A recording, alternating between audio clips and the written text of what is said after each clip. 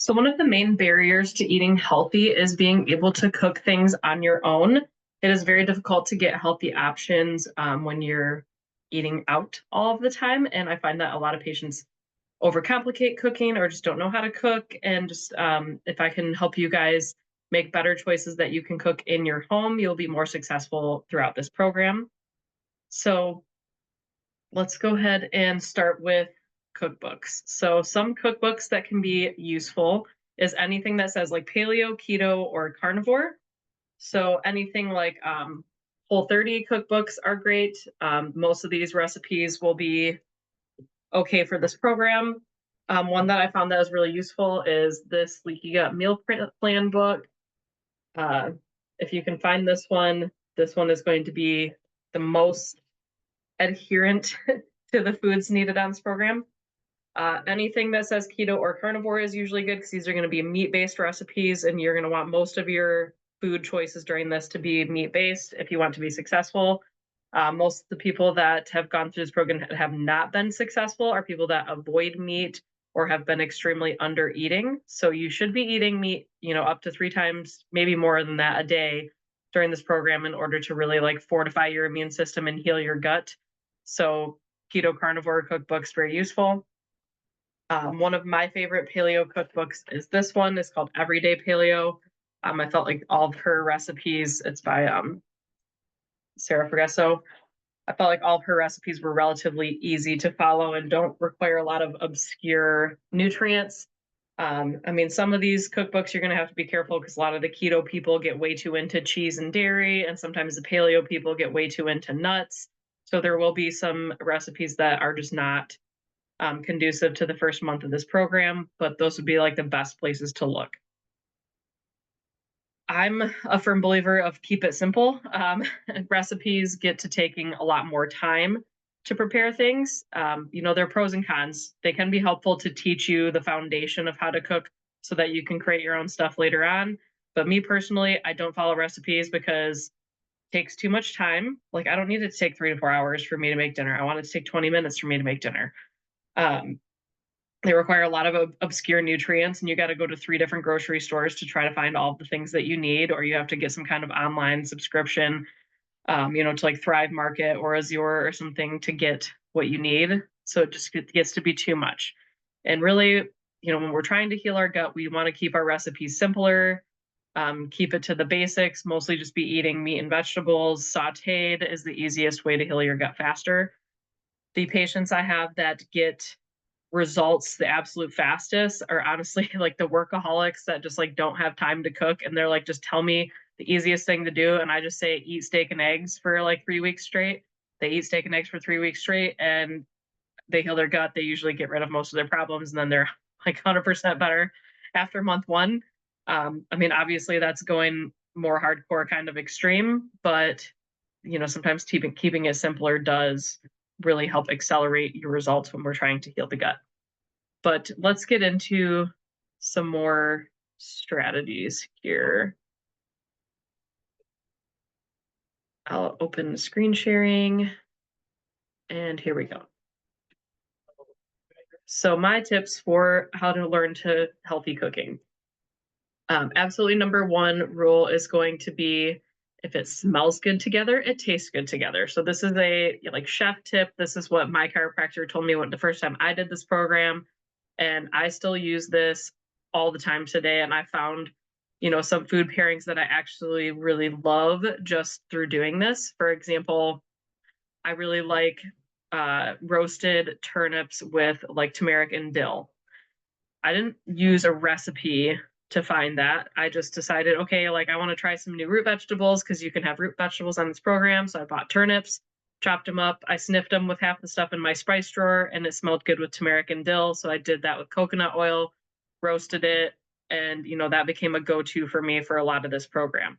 So this works where if you can smell the vegetable, smell the spice, smell the oil, the dressing, whatever you're using, and it will allow you to pair things appropriately so that they taste good.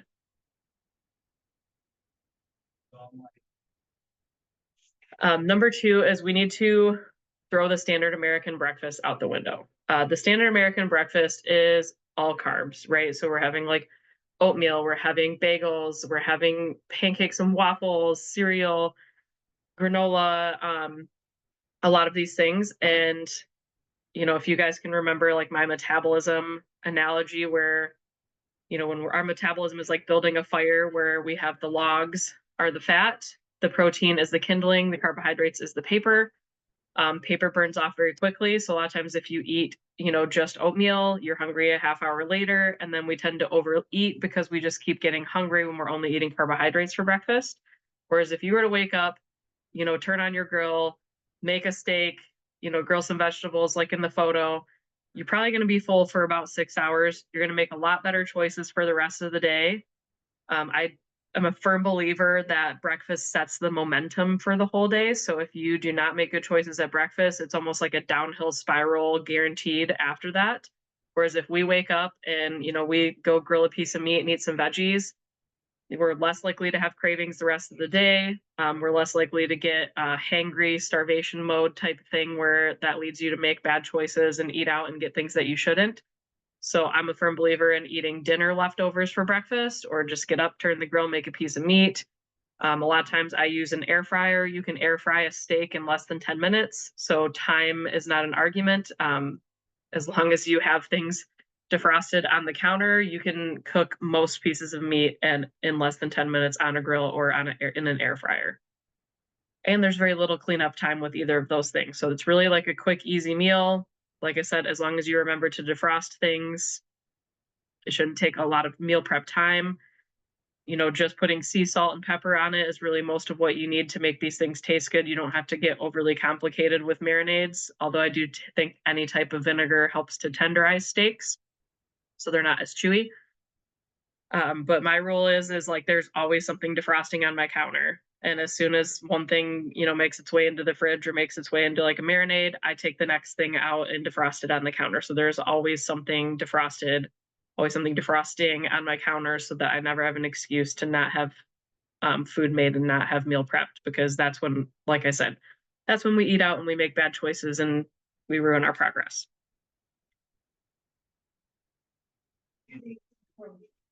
There are pros and cons to picking out different kinds of meat, and different kinds of meat are going to be easier or less digestible for different patients. So personally, I find higher fat meat is easier to digest for me. I feel like fat is WD-40 for the intestines, so it really helps to keep things moving. And a lot of times fat is almost like a buffer for protein digestion. Like I have a lot of people tell me that protein powders upset their stomach, and that a lot of times it's because protein powders are 100% protein. There's no fat buffer in there. And really, we're meant to digest those two food groups together because the fat is meant to actually aid in the protein digestion. This is something where if you eat way too much lean protein and not enough fatty protein, you can actually kind of make yourself sick. This is where you worry about eating too much protein or like protein poisoning.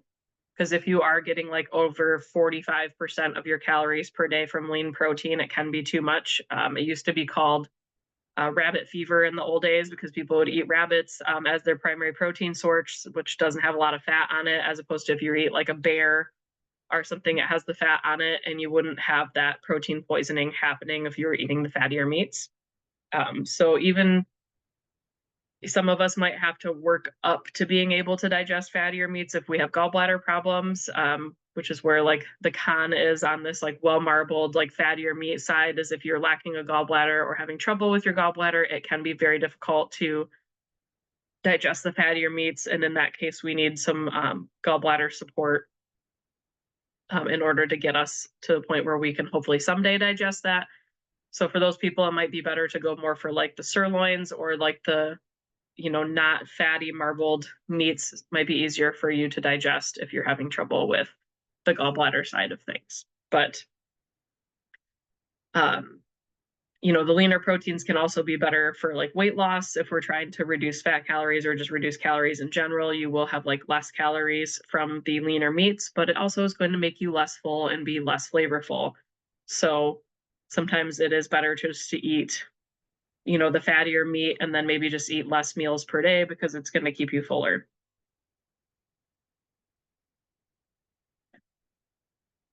So similarly to like buying, a steak or a tenderloin or a pork chop or whatever, we also have like the ground varieties of all those meats. So there are different percentages we can buy for those things.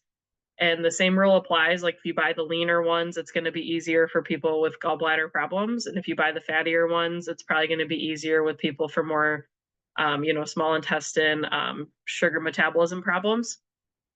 So you can buy like a 80-20 beef, for example, is going to have 22 grams of fat versus like a 90% lean is only going to have 11, so like that's a significant difference, right? If you're looking at eating like, say, 70 grams of fat a day, 10 grams in that 4 ounces really does like make a big difference. And, some people will find that the 80% is easier for them to digest, and some people the 90 is easier for them to digest. Like I said, pros and cons to both. It just depends on what your goals are. If you're trying to reduce calories, then maybe buy the lean ones. But if you are having trouble with getting full enough and having cravings, and sometimes getting the fattier one actually helps keep you fuller longer. Because, like I said, that's the logs on that metabolism fire. Those logs burn all night long. They keep you full the longest. Um, so a lot of times we do need to make sure we're at least getting enough fat in the diet. Like most people need at least like 70 grams for females and 90 grams for males to feel hormone balanced and full and satiated. When we get down into the lower fat grams, it's when we get into like bodybuilding diets where you're definitely going to have some negative repercussions from your actions. Uh, Things to watch for on meat labels in order of importance. Obviously, it's easy to go down the rabbit hole to try to find like the absolute best version of meat that you possibly can, but it can get very expensive. So here's order of importance. First off, we want to try to get free of hormones and antibiotics. Second of off, if we can get like a grass-fed or free-range meat. Thirdly, organic. So that's kind of like the things we want to watch for on labels. I really do think the best way to get meat at an affordable price is just to buy like half of a cow or half of a pig, or, shoot a deer or something and fill your freezer. But obviously that's not available to everybody. So if you have to buy meat from the store, we order a lot of things online for meat these days, as far as we order from Azure Standard is one, or there's like grasslandbeef.com. You can do like Thrive Market, a lot of those websites where you can get better quality of meat and maybe at least buy like 10 packages at a time to try to get a little bit of a discount. Or I do ButcherBox. ButcherBox is great for meat delivery. It's really hard to buy meat from the grocery store and get a good price because you can't buy in bulk. You'd be better off going to like a local butcher shop or something and just seeing if they at least have like well-raised animals that you can purchase from.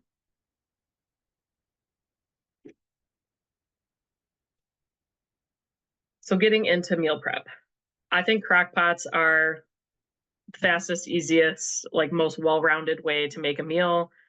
This could go into Instapot as well. I just haven't really got as much into Instapots. I love the fact that the crock pot, I can just have it on my counter, press go when I leave for work in the morning, and I come home and the food is done with little to no effort. And again, this is one of those things that prevents you from making bad choices because the food's already prepared. It smells great. You're less likely to grab snacks.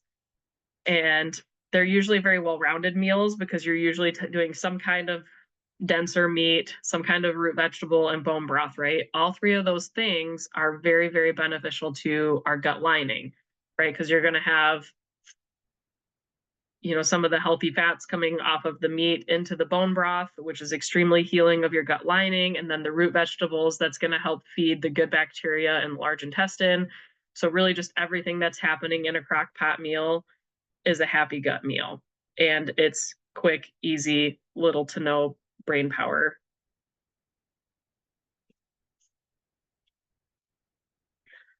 One thing that I always made the first time I went through this program, that my roommates would just like laugh at me because I was in graduate school, and they'd call it meat mash.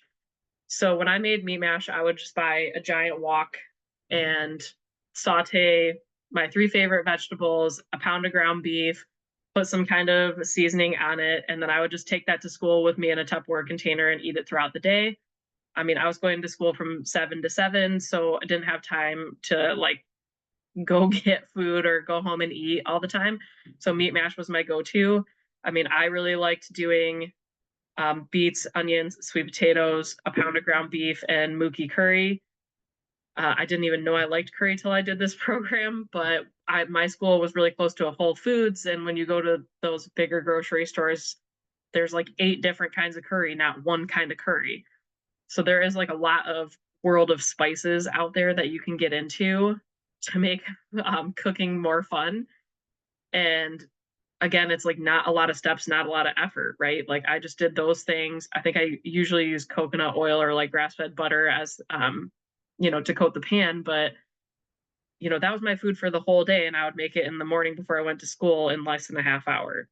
So things don't have to be complex to be effective, and there are a lot more spice blends out there than sometimes what's available just at Kroger and Meijer. So what if you're not big on beef? Because obviously I talk about beef a lot because I do think that is a really good food for rebuilding like the gut and your immune system and just kind of like giving your body a break from a lot of these processed foods. But if you don't love beef, there are other kinds of meat. When I tell people to eat meat, a lot of times they just automatically assume it has to be from a cow. I'm like, there are a lot of different kinds of animals out there. If you go to Meijer and you go to the meat aisles, there is like 7 different meat aisles, right? You don't only have to eat stuff that comes from a cow. So you can get bison, you can get pork, you can get venison, you can get lamb, you can get turkey, you can get chicken. I mean, there's a lot of different kinds of ground meat. And you can even have, fish and a lot of these other types of things. So don't feel like because you need to eat more protein and because you need to eat meat that it necessarily has to be beef. You can get into salmon or tuna or some of these other options as well. My thing with fish is that if you're trying to make food on the go, I think fish is like not very good leftover like meal prep wise. I mean, I know some people can power through like a leftover piece of salmon, but I'm like, unless salmon is fresh off the grill, I ain't eating it. So it's more of these meal ideas. I tried to make it for things that you could cook and bring with you to school or to work and to have for lunch that's not going to taste nasty leftover. Um, Another good way to do meal prep is to do stir fry.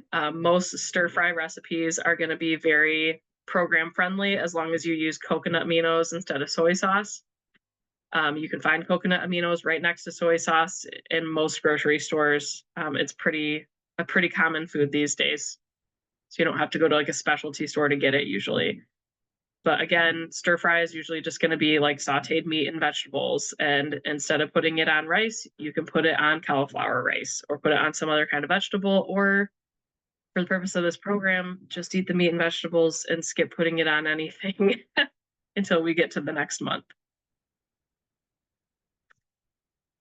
A go-to in our household is Mediterranean chicken. This is the one like my mom likes to make for family dinner night because it's a big people pleaser. Almost everybody eats it and likes it, and we have a lot of picky eaters in our family.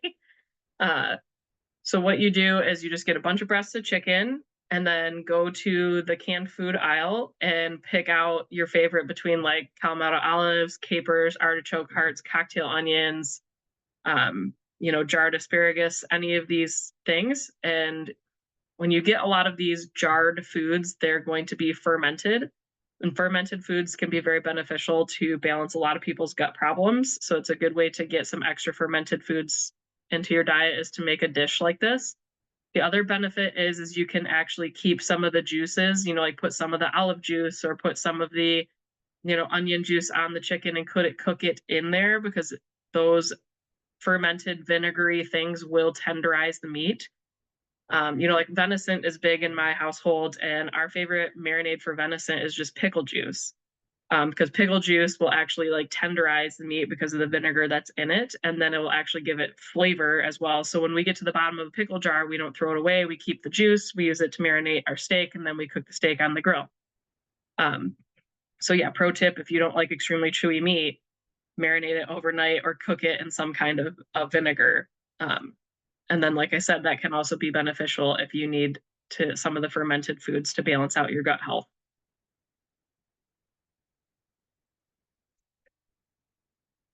Um, Cauliflower is a great replacement for a lot of grains and potatoes. So you can make cauliflower mashed potatoes.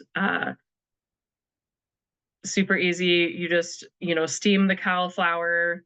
A lot of times I'll put like full fat coconut milk or coconut oil and like rosemary, salt, and just like spin it with a blender.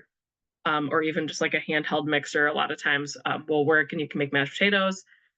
You can buy it as rice and make any like rice dish with cauliflower rice instead of regular rice. A lot of times you can even make like a paleo pizza where you have, a cauliflower crust that you can use to make like your homemade flatbreads or something like that. Spaghetti squash is another great noodle replacement. You can definitely use this to make, like pestle noodles or any kind of like spaghetti or Alfredo type of dishes. Um, Spaghetti squash is great because it's very, very little calories, lots of fiber, great for gut health. My favorite is to make a casserole. So one of the resources that I have in a couple slides is for paleoomg.com, I believe is where I found the recipe for a spicy chicken, buffalo chicken casserole, which I make with this, where you do the spaghetti squash, cook it, and then you put it in a pan such as this, and then you put shredded chicken, just like from a can or fresh, either way. And you can put like buffalo sauce, paleo mayonnaise, and some eggs, and then you have like a buffalo chicken dish. I mean, you can make spaghetti squash casserole, 8 million different ways, depending on what seasonings, do best for your body or what you like.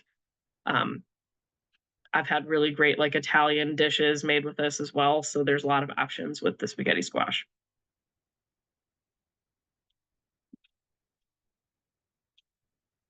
Yeah, so as I mentioned earlier, a lot of the root vegetables are the best prebiotics. So we have prebiotics and we have probiotics.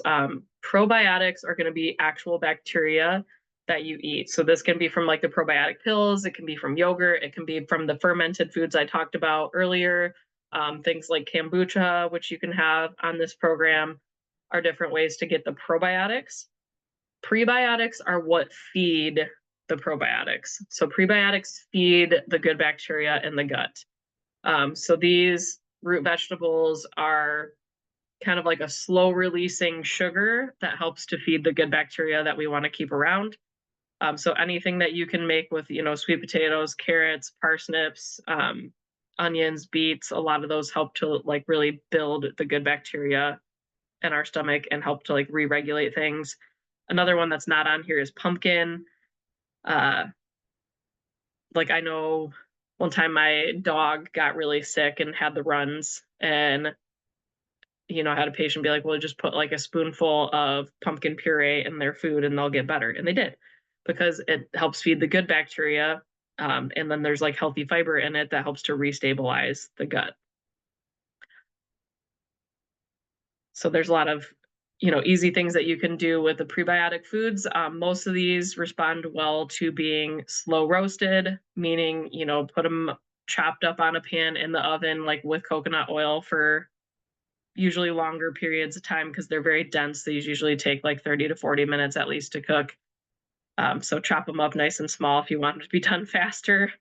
And these are one thing that do respond well to like meal prep, where if you're like home on a Sunday, just try to cook like a ton of them and then put them in the fridge. And then you can just re-roast them for a short amount of time to reheat them to make them for dinner. So that way it doesn't take like a full hour to cook them every single time you want to eat them.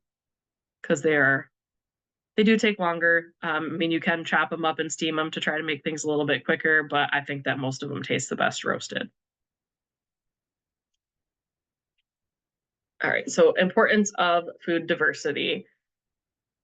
So this is going to be sometimes different in the long term versus the short term, right? So for short term, for a lot of you, you might be having reactions to a lot of different foods right now. So food diversity is not necessarily an option yet. Some people have to eat like borderline carnivore to like give their stomach a break and allow it to heal before they can start adding some of these more complex foods in. But eventually, the goal is to be able to digest and have a variety of fruits and vegetables and different types of food in our diet. Because the more diversity you have in the bacteria in your gut has been proved to make you live longer. People that live longer and have less disease tend to have more different types of bacteria in their stomach, and this usually comes from eating a variety of different foods.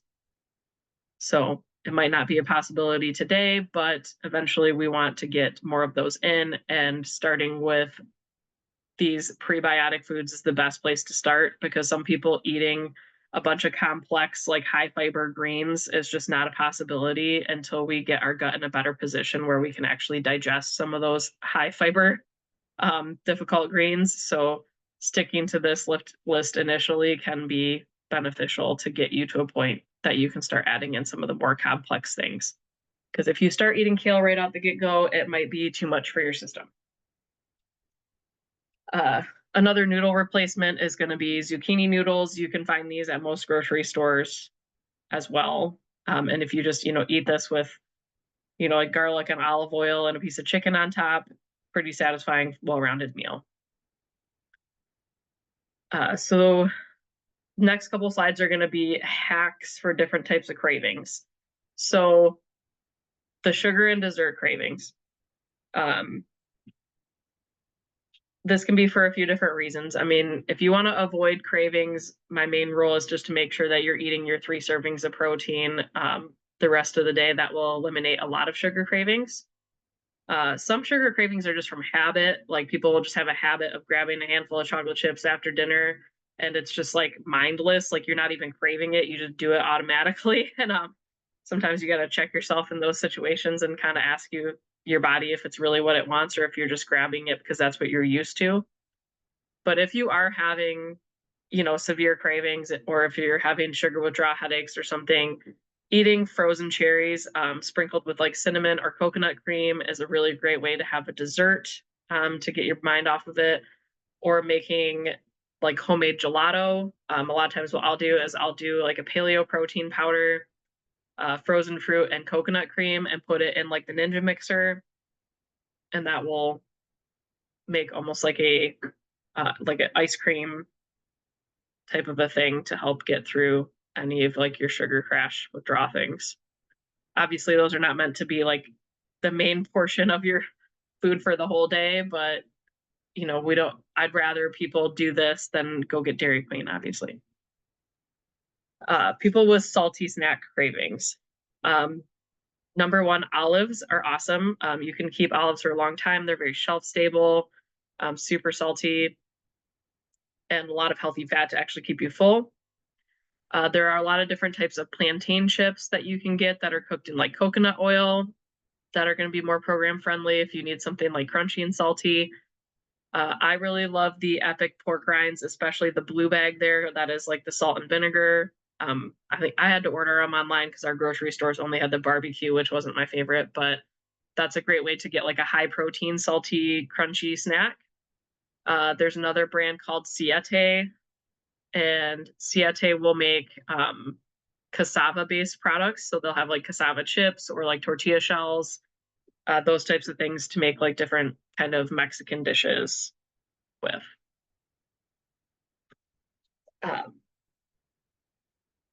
Primal Kitchen is a brand. So it is a brand of paleo friendly products. This is a great thing to have if you're not very good at marinating or not very good at finding flavorings, because most of their salad dressings are going to be program friendly. They do have things like coconut aminos as well.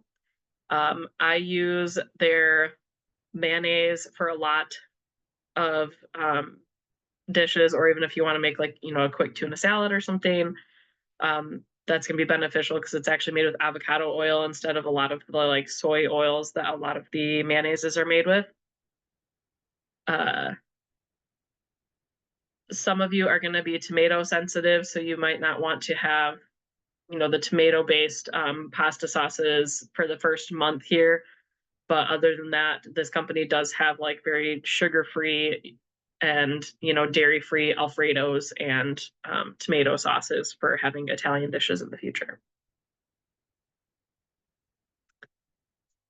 Yeah, this is the paleoomg.com website that I mentioned earlier. This is a great way to find recipes. The thing I like about them is you can pick how you cook it. So you can pick crockpot, it'll give you 36 crockpot meals. You can click eggs, it'll give you 200 egg meals. Instapot, 22 meals. So you can pick what your theme is or how you want to cook things, and it will give you recipes that go along with that. Another couple brands that I use a lot is the Imagine soups and the Pacific soups. So a lot of these you can buy and they're mostly vegetable based. Most of them are dairy free. There's a few of them that still have milk in them, but most of them are dairy free. Uh, if you get like the butternut squash or the carrot, those are usually like the safest flavors for being like allergy friendly. Unfortunately, some of these brands still put a little bit of canola oil in their products, but if you're trying to find, quick, easy meals that will satisfy the family and at least have, some good prebiotics in it and be filling and have some vegetables, these are great additions to crockpot meals. Like a lot of times I will just do a box of these with some kind of ground meat and some kind of vegetable, and like that's our dinner.